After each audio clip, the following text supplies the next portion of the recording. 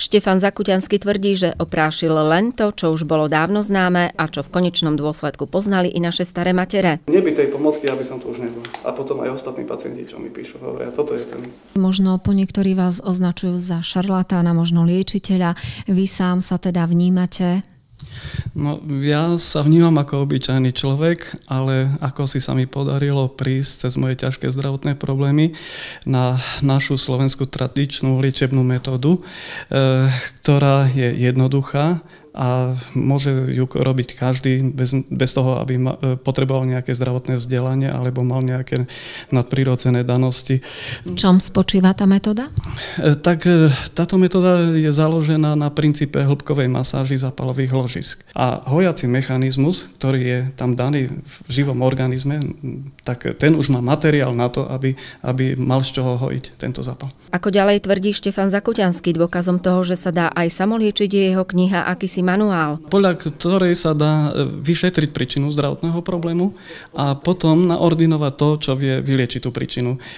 Táto metóda je na choroby, ktoré sú zo zápalov v ľudskom tele. Vy sa už viac ako 20 rokov snažíte o uznanie tejto metódy. Skôr je to na prijatie nových chýbajúcich liečebných úkonov. Podľa Zakutianského hĺbková masáž dokáže odstrániť aj staré chronické zápaly. Táto metóda je samoliečba. Tu je jedno, že kto masíruje, či svojimi prstami, alebo pomocou tej pomocky. Tu je hlavná vec zabezpečiť, aby sa cielila masáž na ložisko choroby. Masážnu pomôcku, ktorá však nie je podmienkou pri samoliečbe, posudzovali i experti Štátneho ústavu pre kontrolu liečiv.